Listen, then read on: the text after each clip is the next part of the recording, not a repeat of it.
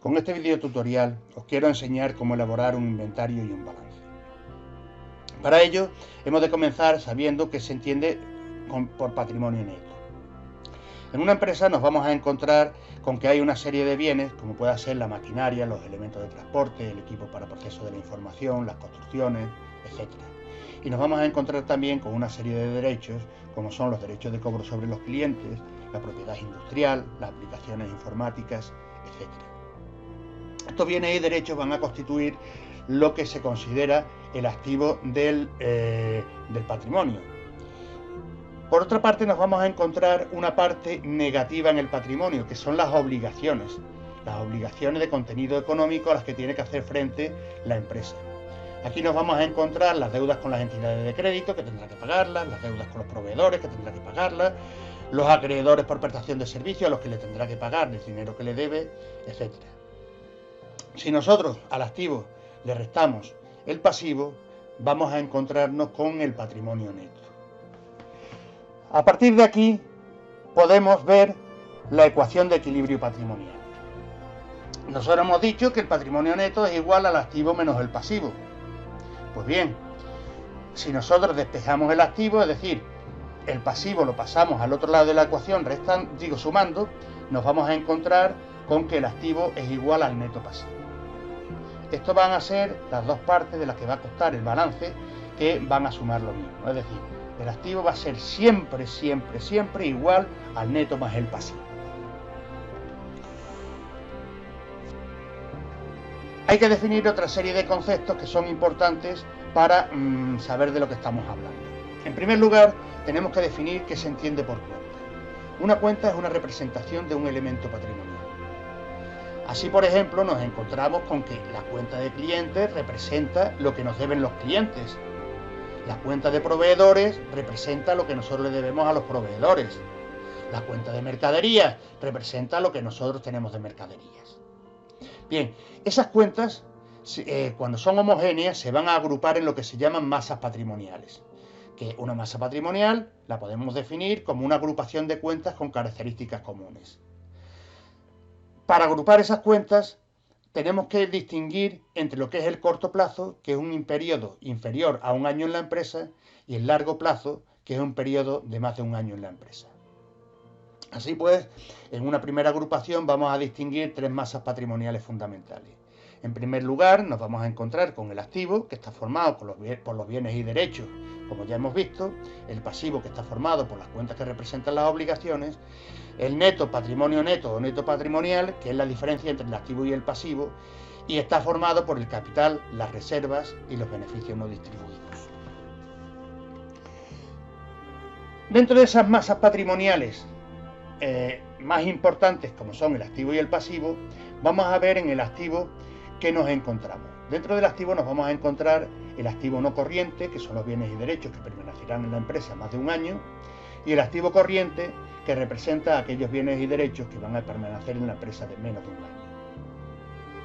Dentro del activo no corriente nos vamos a encontrar en primer lugar el inmovilizado intangible, que son derechos que la empresa destina a su funcionamiento, como pueda ser programas de ordenador, propiedad industrial o patentes, etc.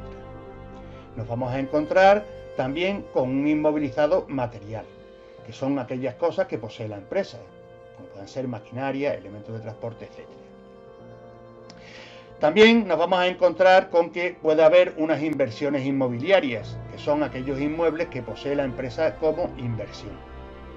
Y finalmente, dentro del activo no corriente nos vamos a encontrar con el inmovilizado financiero, que son aquellos derechos relacionados con la cesión de dinero a otras empresas. Son inversiones, como acciones y obligaciones de otra empresa, y los créditos que conceda la empresa, que son préstamos. Dentro del activo corriente vamos a encontrar otras 4 submasas patrimoniales. Nos vamos a encontrar en primer lugar con las existencias, que son aquellos elementos almacenables, como pueden ser las mercaderías, materias primas, material de oficina, productos terminados, etc. Nos vamos a encontrar también con que hay unos deudores, que son aquellos elementos de la empresa que van a representar créditos que tiene que cobrar para hacer dinero, como puedan ser deuda de los clientes, deudores, etc. También nos vamos a encontrar con que hay unas inversiones financieras a corto plazo.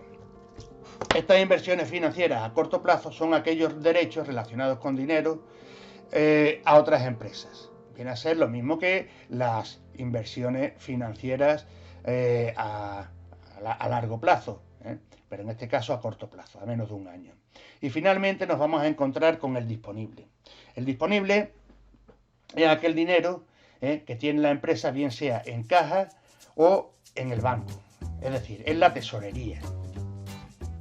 Ya dentro del pasivo nos vamos a encontrar con que hay solamente dos masas patrimoniales importantes. Tenemos el pasivo no corriente, que va a agrupar a todas aquellas obligaciones que habrán de satisfacerse en más de un año, y el pasivo corriente, que son las obligaciones que habrán de satisfacerse en menos de un año. Pasando ya, sin más, a lo que es el inventario, podemos definirlo como que es un documento en el que la empresa refleja de forma detallada el valor en euros de todos y cada uno de los elementos que tiene en un momento determinado.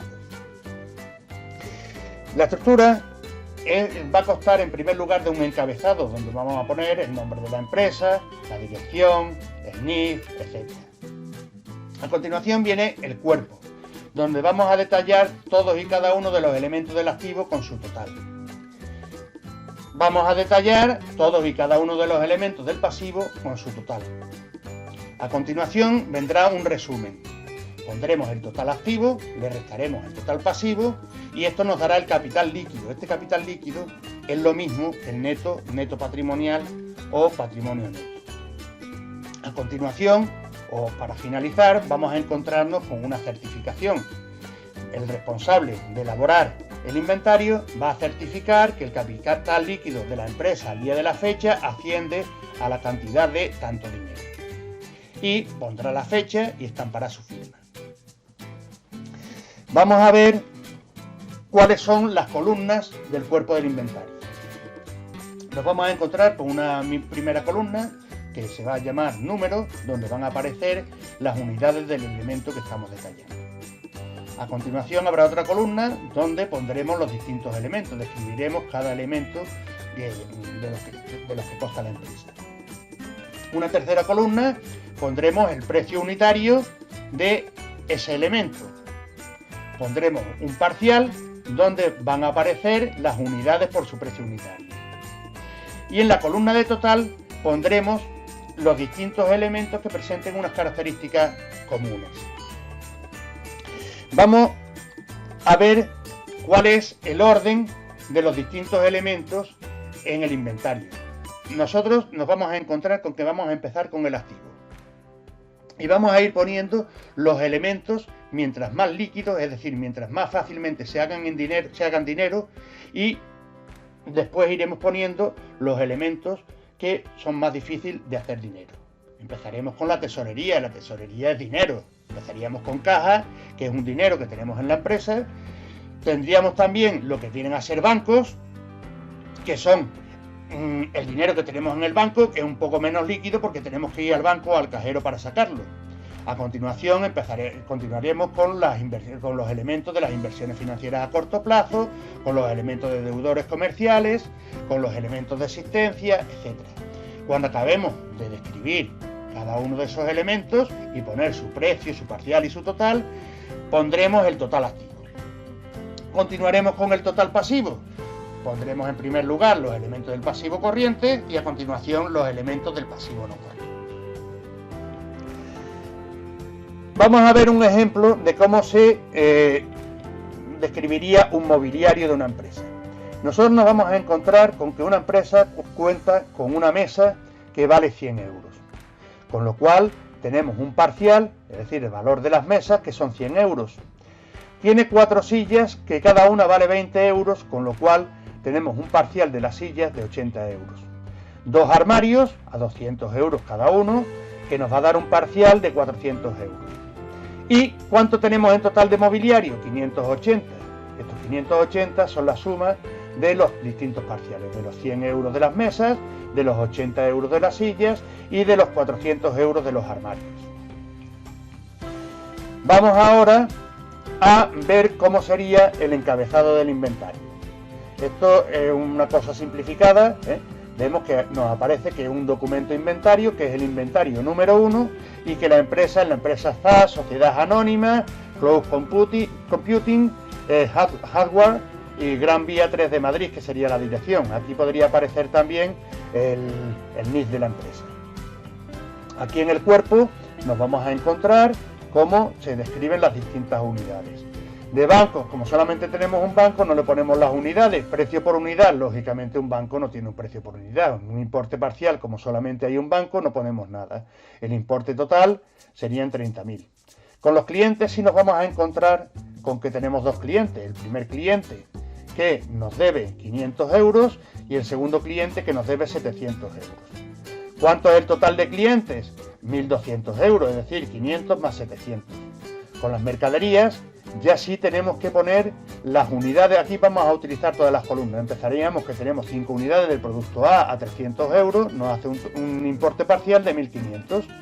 Tenemos 7 unidades del producto B a 430 euros, quiere decir que tenemos un parcial de 3.010 euros. 10 unidades del producto C a 180 euros, quiere decir que tenemos 3.800 euros. ¿Cuánto tenemos en total de mercaderías? Pues tenemos los 1.500 más los 3.010 más los 3.800, en total 8.310. Continuaríamos con el mobiliario, con los equipos para el proceso de la información, tendríamos el total activo y empezaríamos con el pasivo y haríamos 3/4 de lo mismo que hemos hecho con el activo.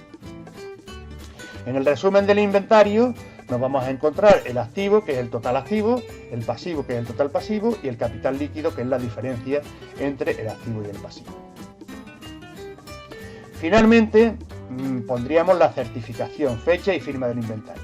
Entonces sería certifico, podríamos poner nuestro nombre, yo fulanito certifico que el capital líquido de la empresa asciende a 127.720 euros. La fecha, Madrid, 30 de abril de 2000 lo que sea, y la firma. Este sería el inventario visto de forma global. Tengo que deciros que esto es un inventario muy simplificado. Aquí aparecen muy poquitos elementos. Las empresas pueden tener cientos e incluso miles de elementos. Entonces, un inventario consta de varias páginas, o incluso de cientos de páginas, o incluso miles de páginas. Al final nos aparecería el resumen del inventario y lo que viene a ser la certificación y la firma. Sin más, vamos a pasar a lo que es el balance de situación. El balance de situación se puede definir como un documento contable que sirve para reflejar la composición del patrimonio y el patrimonio neto en un momento determinado. Así, nos vamos a encontrar con que tiene una estructura diferente al inventario. En el inventario solamente teníamos una columna, aparecía primero el encabezado, después nos aparecía el cuerpo con su activo y su pasivo, el resumen y la certificación. Aquí no, aquí vamos a encontrarnos con que hay dos columnas. La primera columna nos va a reflejar el activo, la segunda columna nos va a reflejar el neto pasivo. Iríamos detallando en primer lugar el activo no corriente, con su inmovilizado intangible, inmovilizado material, inversiones inmobiliarias, inmovilizado financiero, el activo corriente, etc. Vale, entonces veríamos que el total activo nos tiene que cuadrar siempre, nos tiene que sumar lo mismo que el total neto pasivo.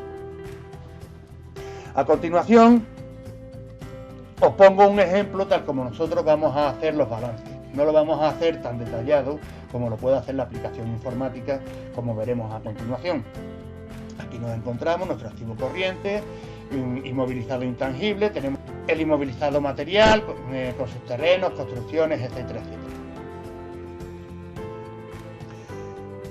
Y ahora os muestro cómo sería el activo del balance. Vemos que tenemos en primer lugar el activo no corriente, que sería el epígrafe A, el B sería el activo corriente, y dentro del epígrafe A nos vamos a encontrar con el inmovilizado material.